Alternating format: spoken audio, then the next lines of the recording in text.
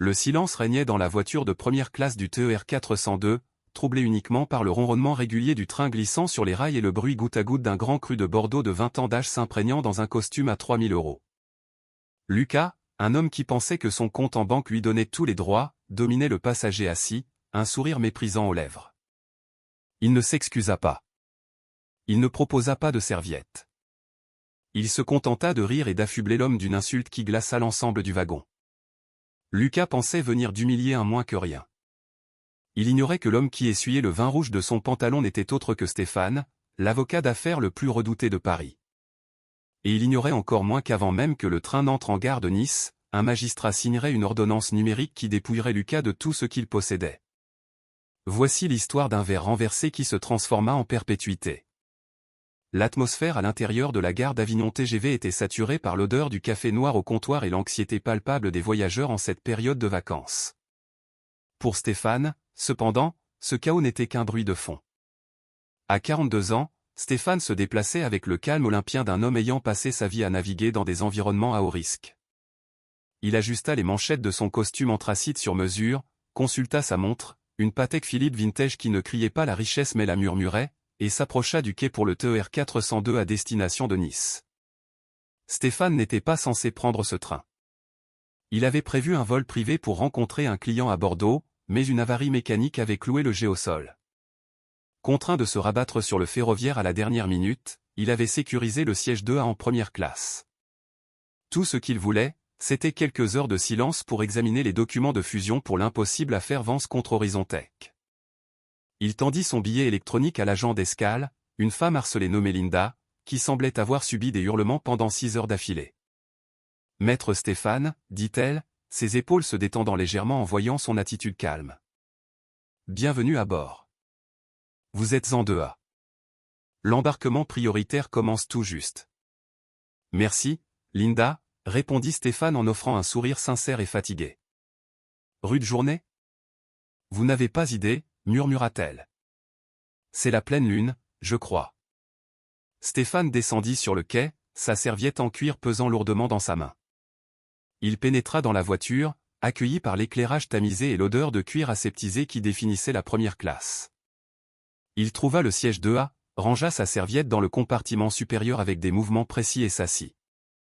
Il sortit son casque à réduction de bruit, prêt à s'isoler du monde. C'est alors que la tempête arriva. Elle prit la forme de Lucas. Lucas était un homme qui prenait trop de place, non pas physiquement, mais atmosphériquement. Il approchait la quarantaine, vêtu d'un survêtement de marque qui coûtait plus cher que la plupart des voitures citadines, et qui pourtant semblait vulgaire sur lui. Il avait le teint rougeau de quelqu'un qui avait commencé à boire au salon Grand Voyageur 3 heures plus tôt et ne s'était pas arrêté. « Bouge de là, ma jolie » aboya Lucas à une contrôleuse qui essayait de suspendre un manteau. Il la bouscula, scannant les sièges. Ah, enfin. Qui a conçu ce train? Une boîte de sardines. Lucas fracassa son bagage cabine dans le compartiment juste en face de Stéphane. Il ne l'ajusta pas. Il le poussa simplement jusqu'à ce que le loquet clique, écrasant presque une boîte à chapeau délicate appartenant à une dame âgée en imbé. Stéphane observa la scène du coin de l'œil, le visage impassible. Il avait vu des hommes comme Lucas 1000 fois lors de dépositions.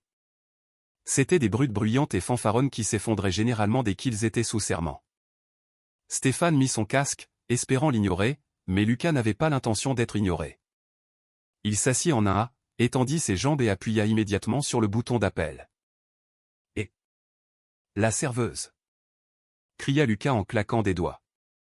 Manon, l'hôtesse de bord en charge de la voiture, se précipita. Elle était jeune, peut-être 24 ans, et visiblement intimidée. « Oui, monsieur. Puis-je vous apporter quelque chose avant le départ ?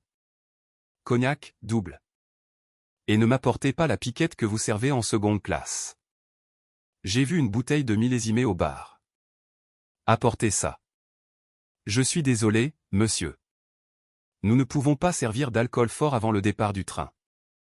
C'est la politique de la compagnie, expliqua doucement Manon. Je peux vous apporter du champagne ou... La politique ? Lucas émit un rire strident et désagréable. Savez-vous qui je suis ? Je suis Lucas, fondateur de Cryptex. J'ai payé ce siège une fortune. C'est moi qui fais la politique. Allez chercher la bouteille. Stéphane bougea légèrement. Le nom Cryptex lui disait quelque chose. C'était une plateforme d'échange de crypto-monnaies de niveau moyen qui faisait parler d'elle dans la presse financière, principalement pour sa volatilité. C'était donc lui le PDG. Nouveau riche, instable, dangereux. Manon regarda autour d'elle, désemparée.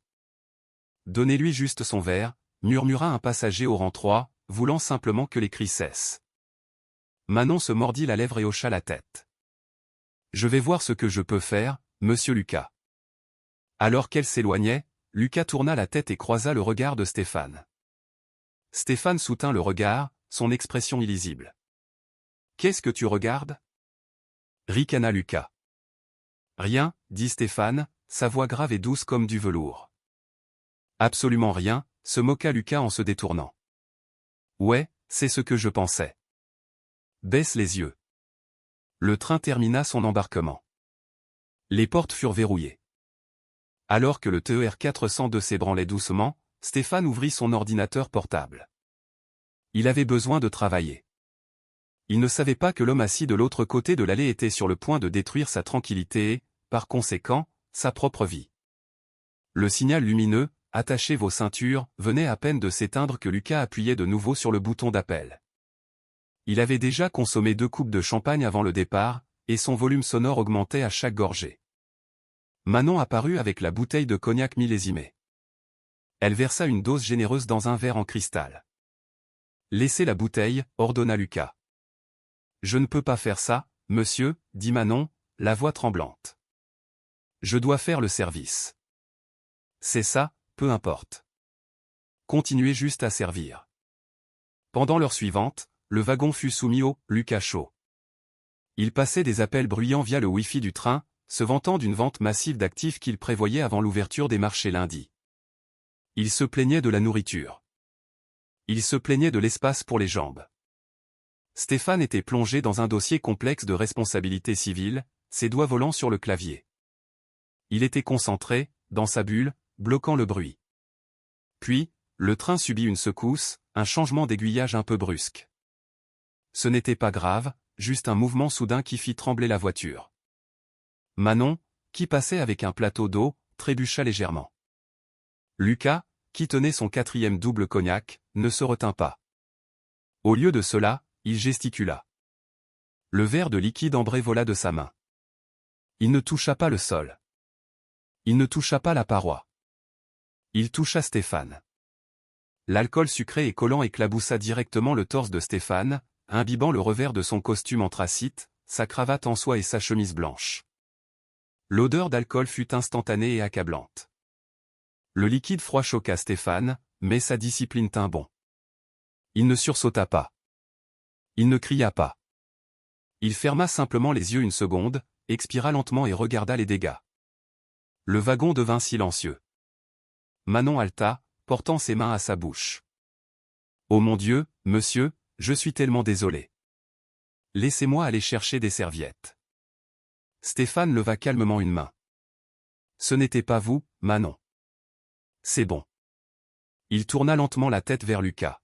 « Une personne normale s'excuserait.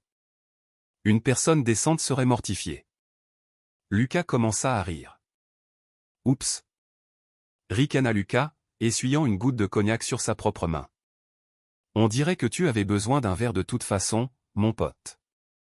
T'avais l'air un peu coincé. » Stéphane détacha sa ceinture et se leva. Il mesurait un M88, dominant Lucas toujours assis. « Je crois, » dit Stéphane d'une voix effroyablement calme, « que vous me devez des excuses, et que vous allez payer pour le pressing de ce costume. » Lucas leva les yeux, le regard vitreux et malveillant. L'alcool avait effacé le peu de vernis de civilisation qu'il possédait. Il regarda Stéphane, un homme noir en costume de puissance, et son visage se tordit en un rictus laid et haineux. « Te payer » cracha Lucas. « Je ne paie pas les gens comme toi. J'embauche les gens comme toi pour porter mes valises. Assieds-toi, garçon. Tu as de la chance que j'ai partagé mon verre avec toi. Ce cognac vaut plus que ton loyer mensuel. » L'insulte flotta dans l'air comme une fumée toxique. « Garçon. La dame âgée en imbéocta auditivement. Un homme d'affaires en 3C se leva, prêt à intervenir. Manon était figée, le visage pâle. Stéphane ne sia pas. Son rythme cardiaque ne s'accéléra même pas. Mais derrière ses yeux, un interrupteur avait été basculé. Ce n'était plus un désagrément de voyage. C'était un dossier. Je vais vous demander une dernière fois, dit Stéphane, son élocution parfaite, son ton tranchant. Excusez-vous pour l'incident et retirez cette insulte. Lucas se leva à son tour, vacillant légèrement, essayant d'égaler la hauteur de Stéphane, mais échouant. Ou quoi? Tu vas m'agresser? C'est ce que vous faites, non? Tu vas pleurer auprès de la contrôleuse? Lucas enfonça un doigt dans le torse trempé de Stéphane. Sors de mon visage avant que je n'achète cette compagnie ferroviaire et que je ne te fasse jeter du train en marche. Stéphane regarda le doigt qui touchait sa poitrine. C'était un contact physique. C'était une violence volontaire. Manon, dit Stéphane sans quitter Lucas des yeux.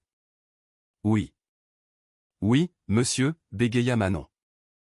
Veuillez noter l'heure. 19h42. Veuillez également noter que le passager 1 est en état d'ébriété manifeste, hostile, a utilisé des épithètes raciales et a initié un contact physique non désiré. Tu crois que l'écrire change quelque chose? Rit Lucas en poussant Stéphane en arrière. Stéphane trébucha légèrement mais garda l'équilibre. Je suis Lucas. Les règles ne s'appliquent pas à moi. Stéphane réajusta sa veste. Il ne riposta pas physiquement. Il n'en avait pas besoin. Il plongea la main dans sa poche et sortit un chiffon en microfibre pour essuyer ses lunettes. Vous avez raison, monsieur Lucas, dit doucement Stéphane. Les règles de ce wagon ne s'appliquent plus à vous. Stéphane se rassit. Il ignora la chemise humide qui collait à sa peau. Il ignora le rire victorieux de Lucas. Il rouvrit son ordinateur portable. Il ne consultait plus ses emails. Il se connectait au RPVA, le réseau privé virtuel des avocats, et au système des greffes. Il ouvrait également un canal sécurisé avec les associés de son cabinet à Paris. Lucas pensait que le combat était fini parce que Stéphane s'était assis. Il pensait avoir gagné l'épreuve de domination. Il ne réalisait pas que Stéphane ne se soumettait pas. Il se préparait à exécuter la destruction juridique la plus brutale de l'histoire ferroviaire.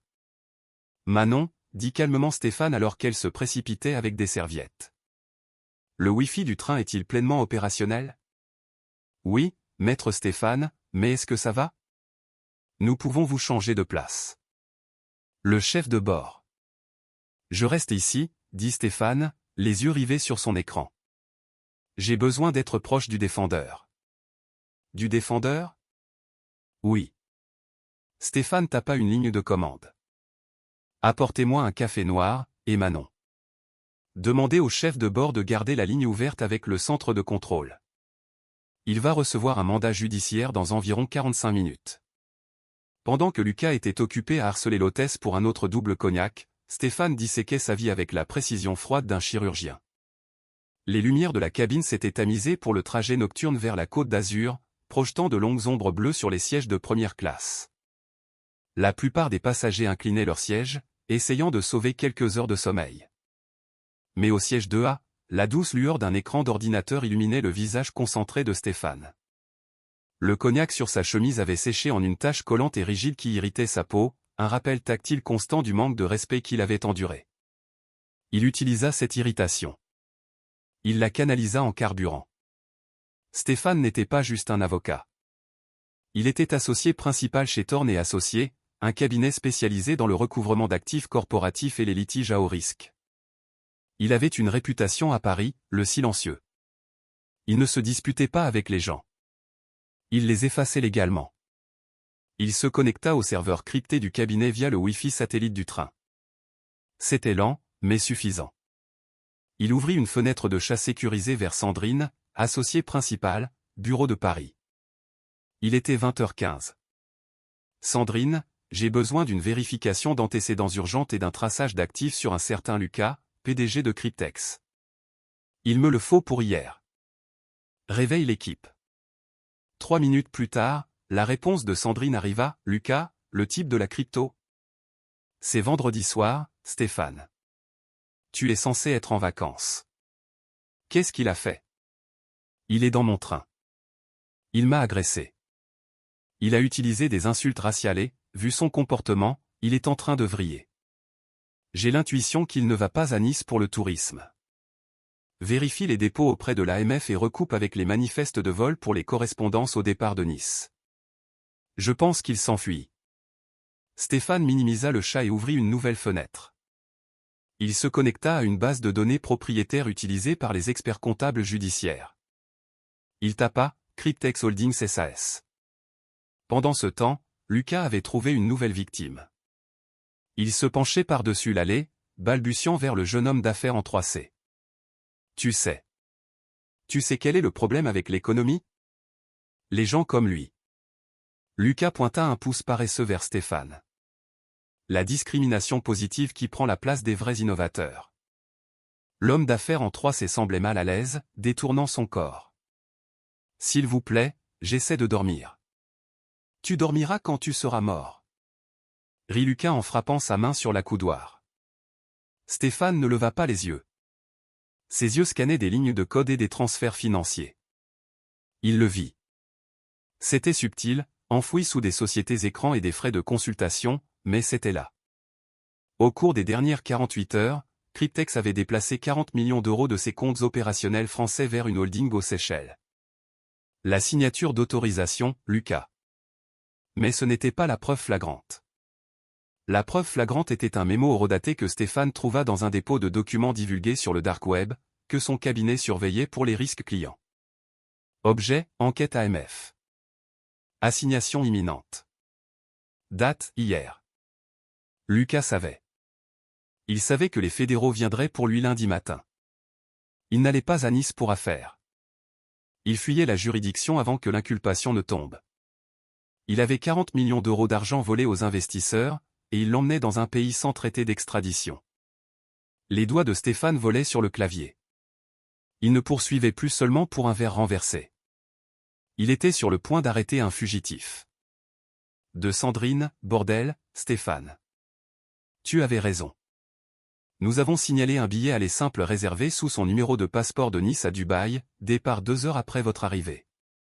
Dubaï n'a pas de traité d'extradition simple pour les crimes financiers. Si l'argent est déplacé correctement, s'il monte dans cet avion, il a disparu. Stéphane eut un sourire en coin. C'était une expression froide et terrifiante. À Sandrine, il ne fera pas cette correspondance. Rédige une requête unilatérale pour une ordonnance de saisie conservatoire et un référé d'urgence. Motif, violence volontaire, préjudice moral intentionnel et risque de fuite concernant une fraude financière en cours. Je veux que ces actifs soient gelés. Tous. Personnel et corporatif. De Sandrine, un vendredi soir, qui vas-tu trouver pour signer ça? Stéphane regarda de l'autre côté de l'allée. Lucas s'était évanoui, la bouche ouverte, un filet de bave coulant le long de son menton sur son survêtement hors de prix. Le maître de l'univers avait l'air pathétique. À Sandrine, appelle le juge Jean. Je sais qu'il est dans sa bastide en Provence. Dis-lui que c'est Stéphane. Dis-lui que l'homme qui a escroqué le fonds de pension de sa nièce est assis à 1 mètre de moi. C'était un pari, mais Stéphane avait une mémoire d'acier. 2 ans auparavant, le juge Jean avait mentionné lors d'une partie de golf que sa nièce avait perdu ses économies dans une arnaque crypto. Stéphane se souvenait du nom de la plateforme. C'était Cryptex. Le karma n'était pas juste un concept. Ce soir, le karma était assis au siège 2A. Alors que le TER 402 filait à grande vitesse à travers la nuit française, la cabine était endormie. La seule lumière venait du bar et de l'écran de Stéphane. La machine judiciaire tournait à Paris. Sandrine avait assemblé une équipe de 3 collaborateurs qui réveillaient actuellement des greffiers et rédigeaient des affidavits à une vitesse frénétique. Cependant, une complication survint. Lucas se réveilla. Il se réveilla avec un mal de tête qui ressemblait probablement à un clou de chemin de fer enfoncé dans sa tempe, et son humeur était passée de fêtard belligérant à paranoïaque violent. Il se leva, vacillant lourdement, et chercha son sac. Il ouvrit le compartiment supérieur et fouilla dedans, faisant tomber des objets sur le sol, un oreiller de voyage, une tablette, un sac de chocolat. Et, chuchota durement la vieille dame en imbé. faites attention à ce que vous faites. La ferme, mamie, claqua Lucas.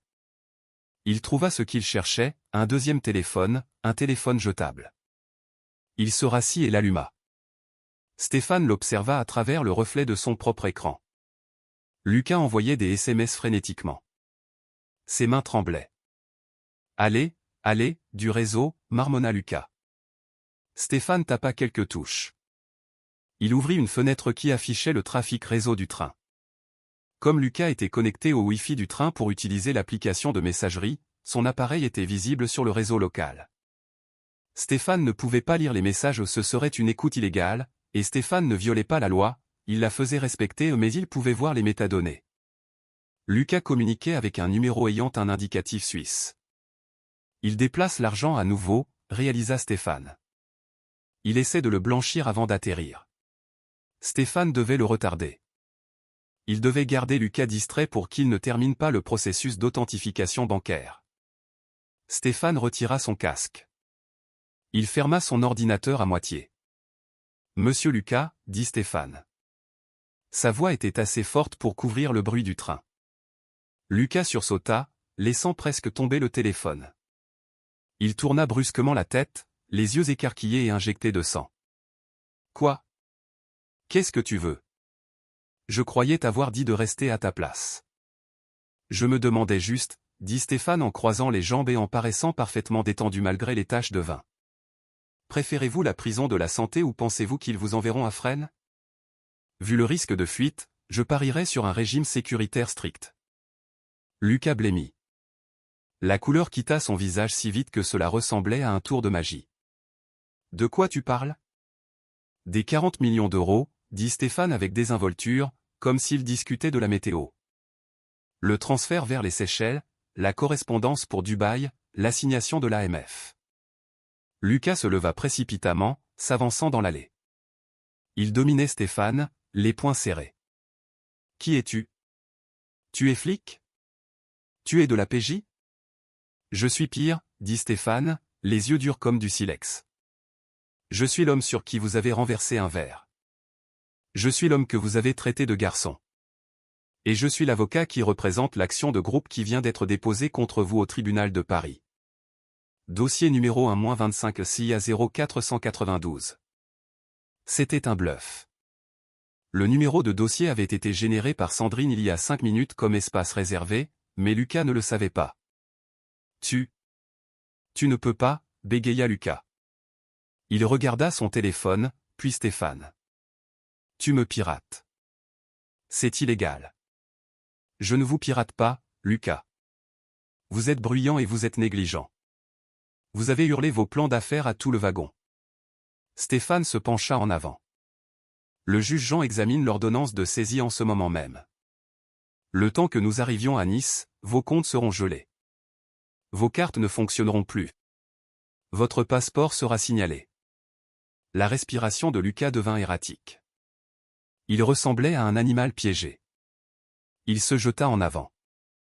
Il ne lança pas de coup de poing cette fois. Il essaya d'attraper l'ordinateur de Stéphane. « Donne-moi ça. Tu m'enregistres. » Stéphane était prêt. Il recula l'ordinateur de la main gauche et utilisa son avant-bras droit pour bloquer la tentative maladroite de Lucas. « Manon !» aboya Stéphane, sa voix impérieuse. L'hôtesse fut là en quelques secondes, suivie par le chef de bord venu du bar. « Monsieur Lucas, asseyez-vous » ordonna le chef de bord. « Maintenant. Il vole mes données.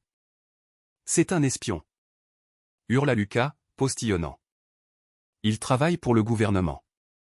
Je veux qu'il soit arrêté. »« Asseyez-vous, monsieur, ou nous devrons vous restreindre » avertit le chef de bord, montrant une paire de menottes en plastique. Lucas regarda les menottes, puis Stéphane. La réalité de sa situation s'abattait sur lui. L'alcool, la peur, l'arrogance. C'était un cocktail toxique. Il s'effondra sur son siège, hyperventilant. « Vous ne pouvez pas faire ça » gémit Lucas, serrant son téléphone jetable. « J'ai des droits. J'ai de l'argent. » « Vous aviez de l'argent » corrigea doucement Stéphane. Un ping retentit sur l'ordinateur de Stéphane. Il ouvrit l'écran. De Sandrine, le juge Jean a signé. L'ordonnance est active. Nous avons signifié les banques électroniquement. Les ordres de gel atteignent les chambres de compensation maintenant.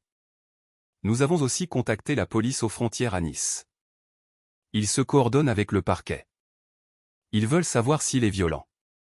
Stéphane regarda Lucas, qui pleurait maintenant dans ses mains, marmonnant à propos de son portefeuille d'actions. À Sandrine, il est instable, mais l'équipage le contient. Envoie l'ordonnance signée au chef de train. Je veux que Lucas soit notifié en plein trajet qu'il est indigent. De Sandrine, tu es froid, Stéphane. J'adore ça. Envoie au cockpit maintenant. 10 minutes passèrent. La cabine était tendue. Les autres passagers de première classe étaient bien réveillés maintenant, regardant le drame se dérouler. Puis l'interphone retentit. Ce n'était pas le jingle habituel de la SNCF. C'était le ton spécifique pour une annonce du conducteur. Mesdames et messieurs, bonsoir. Ici votre conducteur. La voix était grave. Je m'excuse pour le dérangement. Nous avons reçu une communication prioritaire des autorités au sol. Lucas se figea. Il leva la tête. Nous avons reçu l'instruction d'informer le passager Lucas en siège 1 qu'une ordonnance du tribunal a été émise contre lui. Le conducteur continua. La nature inhabituelle de l'annonce stupéfia tout le monde. Habituellement, cela se ferait discrètement, mais le conducteur avait été briefé par Manon sur les abus raciaux. C'était un cheminot de la vieille école qui avait une tolérance zéro pour le sectarisme dans son train. Il décida de faire un exemple. Monsieur Lucas, la voix du conducteur résonna dans les haut-parleurs, selon l'ordonnance du tribunal judiciaire de Paris, vos actifs ont été gelés avec effet immédiat. À votre arrivée à Nice, les autorités monteront à bord pour vous escorter. Veuillez rester assis pour le reste du voyage. Le silence qui suivit fut plus lourd que le train lui-même. Lucas laissa tomber son téléphone. Il claqua sur le sol. Il tapota frénétiquement l'écran, essayant de se connecter à son application bancaire suisse. Face ID reconnue. Connexion en cours. Solde du compte, gelé. Ordonnance TGI. Non, chuchota Lucas. Non, non, non. Il regarda de l'autre côté de l'allée vers Stéphane. Stéphane ne jubilait pas. Il ne riait pas. Il prit simplement son verre d'eau, but une gorgée et tourna la page pour revenir à la fusion Vence contre Horizontech. Je vous l'avais dit Stéphane sans lever les yeux. Je suis la mauvaise personne sur qui renverser un verre. Mais le cauchemar n'était pas fini pour Lucas. Le train avait encore 3 heures de route. 3 heures piégées dans un tube de métal avec les gens qui l'avaient insulté, avec 0 € à son nom et la certitude qu'un comité d'accueil l'attendait sur le quai. Et Stéphane. Stéphane ne faisait que commencer. Il devait encore s'assurer que la note de pressing serait payée. La nuit provençale défilait, sombre et indifférente. Mais à l'intérieur du TER 402, la souffrance de Lucas devenait un sport de spectateur. 3 heures restaient avant l'arrivée. Dans le monde ferroviaire, c'est suffisant pour une sieste ou un film. Pour Lucas, c'était une exécution au ralenti. L'ambiance avait changé. Avant l'annonce, les autres passagers regardaient Lucas avec agacement ou peur. Maintenant, ils le regardaient avec quelque chose de bien pire, de la pitié mêlée à une curiosité morbide. Il n'était plus le prédateur. Il était la proie. Lucas était assis en un A, fixant le vide. Ses mains, qui agrippaient auparavant un verre de cognac, serraient maintenant ses genoux. Il tremblait. Non pas de froid, mais de l'effondrement systémique total de sa réalité. Il tourna lentement la tête vers la gauche. De l'autre côté de l'allée, Stéphane travaillait. La lueur de l'ordinateur illuminait un visage de pierre. Stéphane tapait avec un clac-clac-clac rythmique et régulier qui résonnait comme un compte à rebours dans les oreilles de Lucas. Lucas ne pouvait plus le supporter. Le silence était plus bruyant que les cris qu'il avait poussés plus tôt. Et, chuchota Lucas. C'était un son brisé, un coassement. Stéphane n'arrêta pas de taper. Je facture 1200 € de l'heure, monsieur Lucas, à moins que vous ne reteniez mes services, ce qui serait un conflit d'intérêts. Je vous suggère de garder le silence. Écoute, dit Lucas, sa voix gagnant un ton désespéré et mielleux. Il se pencha à travers l'allée. On peut s'arranger. Sérieusement. J'ai surréagi. J'étais sous beaucoup de stress. Le marché, tu sais, ça rend dingue. Stéphane fit enfin une pause. Il retira lentement ses lunettes de lecture et les posa sur la tablette. Il se tourna pour faire face à Lucas. Le regard dans les yeux de Stéphane n'était pas de la colère. C'était le détachement clinique d'un légiste examinant un cadavre. Le stress, répéta Stéphane. Vous pensez que le stress est une excuse pour le racisme? Pour la violence? Je ne suis pas raciste, insista Lucas, sa voix montant à nouveau, attirant l'attention de l'homme d'affaires en 3C. J'ai des employés noirs. Mon chauffeur est noir. J'étais juste en colère. C'était l'alcool. Écoute, je te paie en cash tout de suite. Combien? Les 10 000? 20 000? Je peux te faire un virement. Juste, rappelle tes chiens. Dis au juge que c'était un malentendu. Stéphane laissa échapper un rire bref et sec. Vous semblez être en plein délire, Lucas. Vous n'avez pas 20 000 euros. Vous n'avez pas 20 centimes. Vos comptes sont gelés. Le virement que vous avez tenté d'envoyer aux Seychelles a été bloqué par Tracfin grâce au document que mon équipe a déposé il y a 20 minutes. Vous êtes, à toutes fins utiles, indigent. J'ai de la crypto, siffla Lucas. Des cold wallets, des disques durs. L'État ne peut pas toucher à ça. En fait, dit Stéphane en se penchant en arrière, ils le peuvent quand je leur fournis les clés privées que vous avez bêtement sauvegardées sur votre cloud. Le même cloud auquel vous avez accédé via le Wi-Fi de l'entreprise il y a 6 mois. Mes experts comptables sont en train de le siphonner en ce moment même. On ne prend pas juste vos liquidités, Lucas. On prend le trésor de guerre. Lucas avait l'air sur le point de vomir. Pourquoi? Pourquoi tu fais ça? C'était juste un verre. C'était un accident. Cela a cessé d'être un accident au moment où vous m'avez appelé garçon, dit Stéphane, sa voix descendant d'une octave. Et cela a cessé d'être un simple litige quand vous avez posé vos mains sur moi. Voyez-vous, monsieur Lucas, vous avez fait un calcul. Vous m'avez regardé, vous avez vu un homme noir, et vous avez calculé que j'étais en dessous de vous, que j'étais impuissant, que je subirais vos abus parce que je n'avais pas d'autre choix. Stéphane prit son verre d'eau. Vous avez mal calculé. Je ne suis pas une victime. Je suis une conséquence. Je suis la conséquence de chaque fois où vous avez pensé être meilleur que quelqu'un d'autre. Et maintenant, je suis le huissier. Je te poursuivrai, cria Lucas, perdant à nouveau son sang-froid. Je te poursuivrai pour diffamation. Je te ruinerai. Monsieur Lucas, la voix vint de derrière eux. C'était l'homme d'affaires en 3C. C'était un jeune homme en sweat à capuche ressemblant lui-même à un technicien. J'ai enregistré les 2 dernières heures sur mon téléphone. Les insultes racistes, l'agression, les menaces. J'ai déjà tout mis sur Twitter. Vous êtes en tendance. TER 402 est le sujet numéro 1 en France en ce moment. Lucas se retourna brusquement. Tu as quoi? T'es viral, mon pote, dit l'homme d'affaires en tenant son téléphone. Et pas comme tu aimes. PDG Crypto pète les plombs. Il y a déjà 2 millions de vues. Ton conseil d'administration vient de publier un communiqué de presse. Ils t'ont viré. Avec effet immédiat. Lucas s'effondra sur son siège. Il sentit la vibration du téléphone dans sa poche, le jetable. Il le prit, un SMS de son directeur des opérations, tu es dehors. Ne viens pas au bureau. Les avocats gèrent la dissolution. Lucas fixa l'écran jusqu'à ce qu'il devienne noir. Il était piégé, fonçant vers une ville où il n'avait ni argent, ni travail, et apparemment plus de liberté. Manon passa avec une cafetière. Elle s'arrêta au siège de Stéphane. Encore du café, maître Stéphane? Demanda-t-elle, la voix chaleureuse et respectueuse. S'il vous plaît, Manon, merci. Elle versa le café. Puis elle regarda Lucas. Son expression se durcit. De l'eau, monsieur Lucas. C'est gratuit. Lucas ne répondit pas. Il regardait juste par la fenêtre l'abîme noir. La dernière heure du trajet fut la plus longue de la vie de Lucas. Il essaya de dormir, mais ne put pas. Il essaya de penser à un plan, mais son esprit était un brouillard de panique. Il continuait de regarder Stéphane, espérant un signe de pitié, une indication que tout cela n'était qu'une blague cruelle.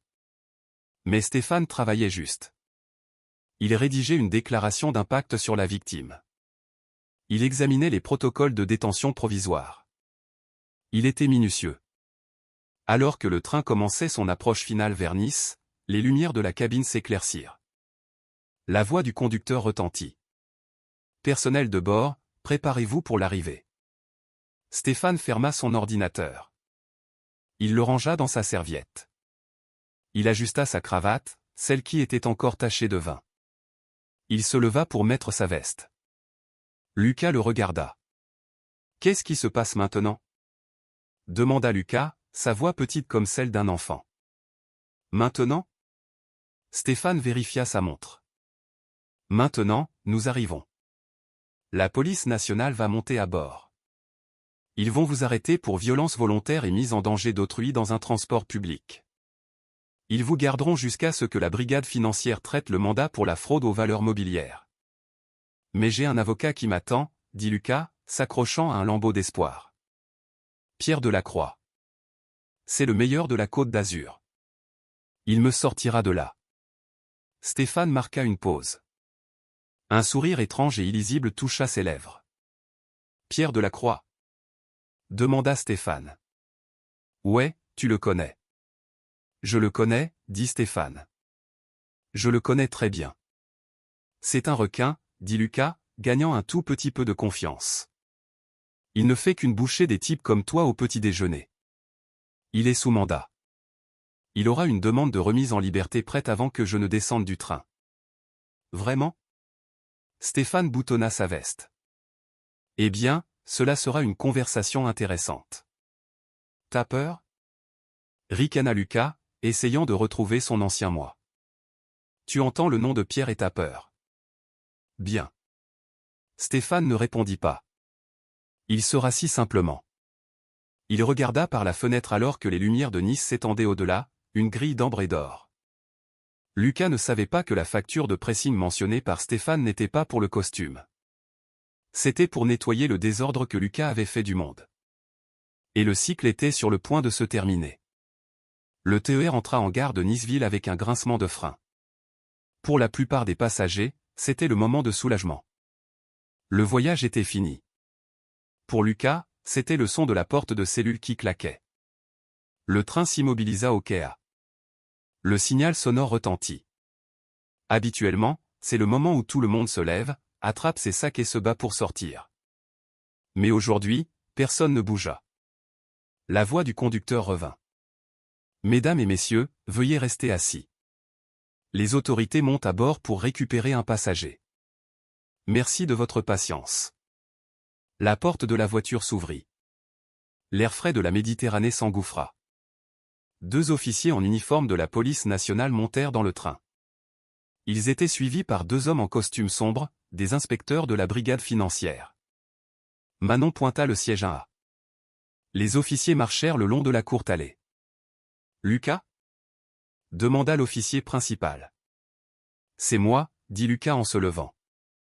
Et je veux voir mon avocat. Il est sur le quai, Pierre Delacroix.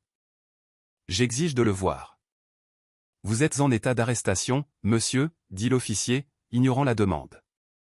Suspicion de violence volontaire, ivresse publique et manifeste, et trouble à l'ordre public dans un transport ferroviaire. Retournez-vous, s'il vous plaît. Lucas fut retourné. Les menottes cliquetèrent, un son métallique froid qui signalait la fin de sa liberté. C'est une erreur. Cria Lucas alors qu'il le faisait marcher vers la porte. Vous faites une énorme erreur. Je suis citoyen français, je paie mes impôts. J'ai des droits. Alors qu'il le traînait vers l'avant du train, Stéphane se leva. Il attrapa sa serviette. Officier, dit calmement Stéphane. Je suis le plaignant. L'inspecteur s'arrêta et regarda Stéphane. Maître Stéphane, nous avons reçu le briefing de Paris. Beau travail sur le gel des avoirs. Ça nous a épargné bien des maux de tête. Ravi d'aider, dit Stéphane. Je crois que M. Lucas a mentionné que son conseil attend sur le quai. Ouais, un avocat chic fait les 100 pas dehors, grogna l'inspecteur. Il fait une scène. Excellent, dit Stéphane.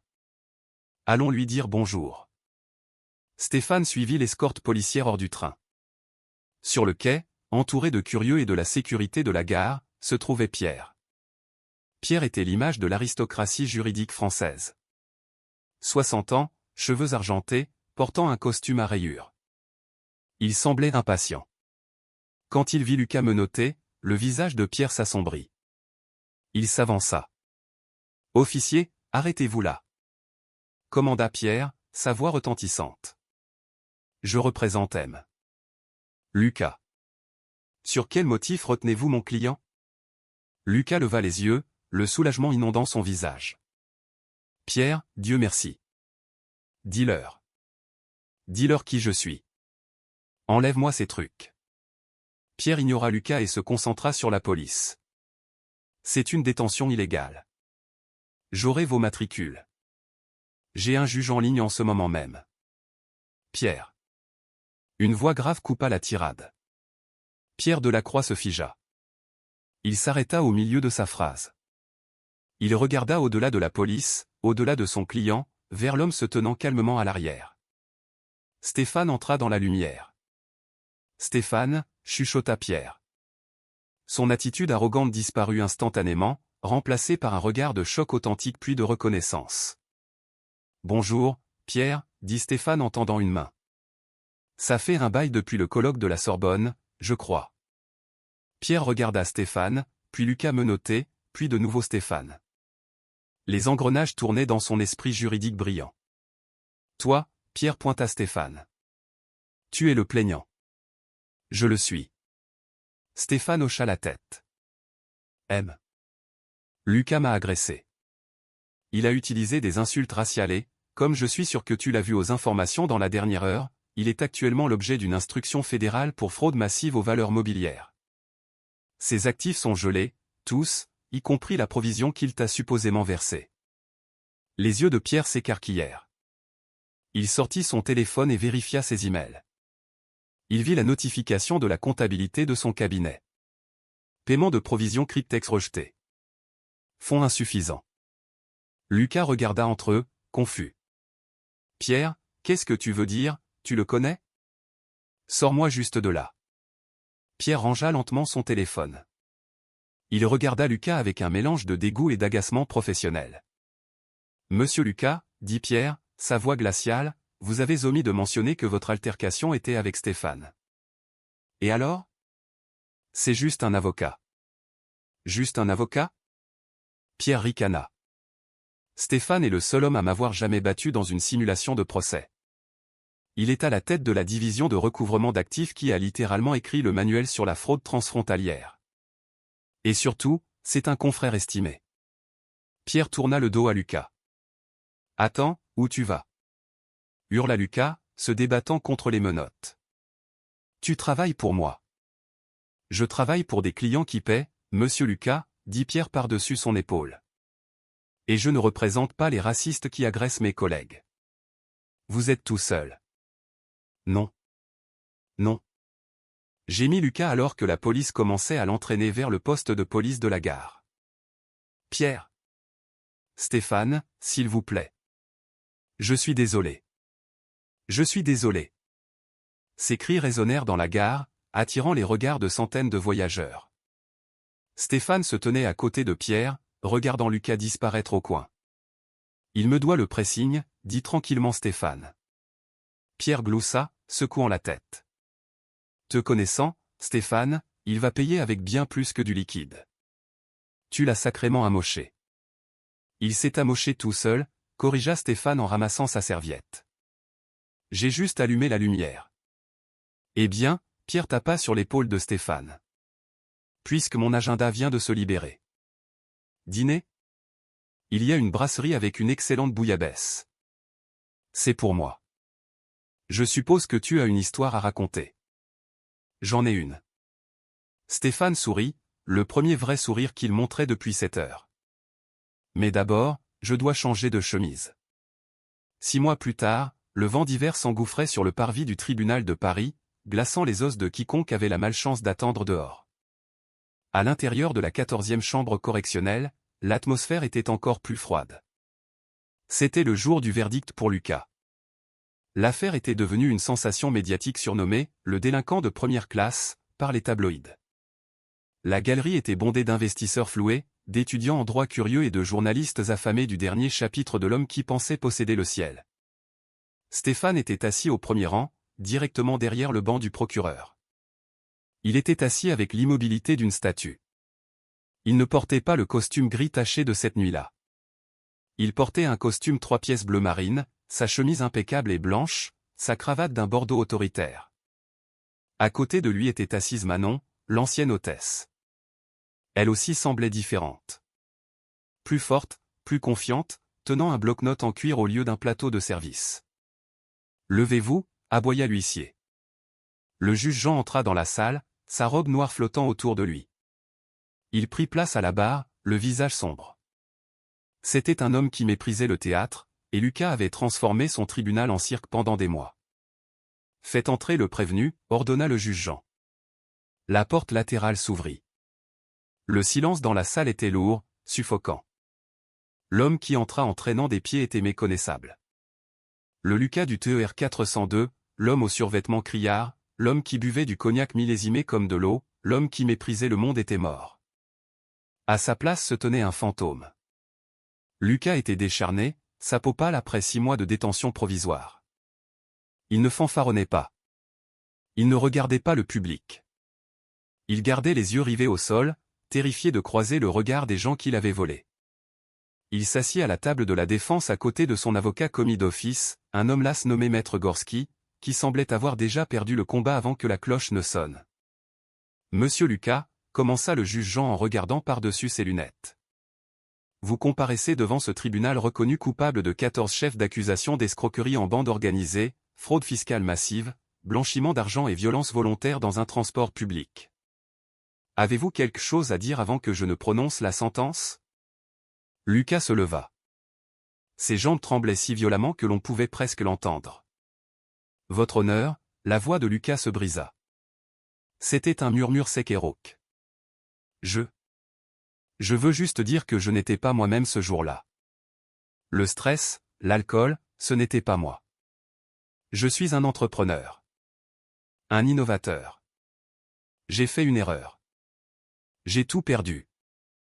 Mon entreprise, ma maison, ma réputation. Sûrement que c'est une punition suffisante. » Il se tourna lentement, cherchant de la pitié dans la galerie. Ses yeux se posèrent sur Stéphane. Pendant une seconde, une étincelle de l'ancien Lucas scintilla. Un plaidoyer désespéré. « Maître Stéphane, s'il vous plaît. Vous savez que je ne le pensais pas. Dites-lui. Dites-lui que c'était juste un malentendu. » La salle retint son souffle. Tous les yeux se tournèrent vers Stéphane. Le juge Jean regarda Stéphane. « Maître Stéphane, en tant que victime principale de l'agression et initiateur du gel des avoirs, souhaitez-vous parler » Stéphane se leva. Il boutonna sa veste d'un mouvement fluide. Il marcha vers la barre. Il ne regarda pas Lucas. Il regarda le juge. « Monsieur le Président » la voix de Stéphane était calme, profonde et remplissait la pièce sans besoin de microphone. « Monsieur Lucas prétend avoir fait une erreur. Renverser un verre est une erreur. Oublier un mot de passe est une erreur. Mais créer une société écran aux Seychelles pour voler 40 millions d'euros à des fonds de retraite n'est pas une erreur. C'est un choix. » Stéphane marqua une pause, tournant légèrement la tête pour regarder Lucas. Le regard était foudroyant. « Traiter un homme avec une insulte raciale parce que vous vous sentez en droit d'exiger sa soumission n'est pas une réaction au stress, Monsieur le Président. C'est une révélation de caractère. Lucas croit que la richesse est un permis d'abuser. Il croit que des gens comme Manon, Stéphane désigna la jeune femme, sont des domestiques à jeter, et il croyait que des gens comme moi étaient indignes de son attention. » Stéphane se pencha légèrement. Il demande la clémence parce qu'il a tout perdu. Mais il n'a pas encore tout perdu, Monsieur le Président. Il a encore son arrogance. Il croit encore qu'il est la victime. Je demande à la Cour de rappeler à Monsieur Lucas que dans ce pays, la loi s'applique à tout le monde, même à ceux qui voyagent en première classe. Stéphane se rassit. Le silence qui suivit fut absolu. Le juge Jean hocha la tête lentement. Merci, maître. Le juge tourna son regard vers Lucas. Lucas, le rapport présententiel vous décrit comme un risque de fuite et un prédateur. Je suis d'accord. Vous n'avez pas juste renversé un verre. Vous avez renversé la vie de milliers d'investisseurs. Le maillet se leva, planant comme l'épée de Damoclès. Pour les crimes financiers, je vous condamne à 20 ans de réclusion criminelle. Pour les délits ferroviaires et les violences, je vous condamne à 5 ans. Ces peines sont cumulatives. Lucas halta. 20. 5. 25 ans de prison ferme. Le juge Jean abattit le maillet. Bang. Et je recommande un placement en quartier de haute sécurité. Compte tenu de vos tentatives de fuite, la période de sûreté sera maximale. Emmenez-le. Non. Hurla Lucas, sa composition volant en éclats. Non, vous ne pouvez pas faire ça. J'ai des droits. Stéphane. Stéphane, aide-moi. Les gendarmes saisirent Lucas par les bras. Alors qu'ils le traînaient vers la porte de la détention, les larmes coulaient sur le visage de Lucas. Il regarda Stéphane une dernière fois, non pas avec haine, mais avec la réalisation terrifiante qu'il avait détruit sa propre vie pour un moment d'ego. La porte claqua, coupant ses gémissements. 1 heure plus tard, Stéphane sortit du palais de justice dans un tourbillon aveuglant de flash. Les marches grouillaient de presse. Maître Stéphane. Est-il vrai que vous l'avez poursuivi au civil aussi? Stéphane, qu'est-il arrivé aux 40 millions? Stéphane s'arrêta. Il mit ses lunettes de soleil, protégeant ses yeux de l'éclat. Manon se tenait à côté de lui, semblant submergée mais fière. Les 40 millions, dit Stéphane au micro, ont été recouvrés par le liquidateur judiciaire. Ils seront rendus aux enseignants et aux pompiers à qui Monsieur Lucas les a volés. Jusqu'au dernier centime. Mais qu'en est-il de vous? Cria un reporter de BFM. Vous l'avez poursuivi pour l'agression. Il est en faillite. Qu'avez-vous pu gagner? Stéphane s'autorisa un petit sourire rare. Il plongea la main dans la poche intérieure de sa veste et sortit un chèque. Ce n'était pas pour l'argent, dit Stéphane. C'était pour le principe. Cependant, le tribunal m'a accordé des dommages et intérêts pour la facture de pressing du costume que Monsieur Lucas a ruiné. Il tint le chèque pour que les caméras puissent zoomer. C'était un chèque de banque certifié, tiré des actifs saisis de Lucas. Ordre de Stéphane. Montant, 35 €. Mémo, restitution frais de nettoyage. Les journalistes gloussèrent. 35 € de la part d'un homme qui dépensait 10 000 € pour un siège. C'était l'insulte ultime. Mais Stéphane continua, levant une main pour les faire taire. Le tribunal a également accordé des dommages punitifs pour le préjudice moral et la violation des droits civils. Ce montant était de 2 millions d'euros. La foule halta. Mais il n'a pas d'argent, cria quelqu'un. Nous avons saisi ses portefeuilles crypto cachés, dit Stéphane avec fluidité. Les clés étaient sur son cloud. Nous les avons craquées la semaine dernière. Alors, vous gardez les 2 millions? Stéphane regarda Manon. Il lui tendit un dossier qu'il portait. Non, dit Stéphane. Je ne veux pas de son argent. Il est sale. Manon? Manon s'avança, ses mains tremblant légèrement alors qu'elle ouvrait le dossier. Elle parla dans les micros. Maître Stéphane a créé la fondation TER 402.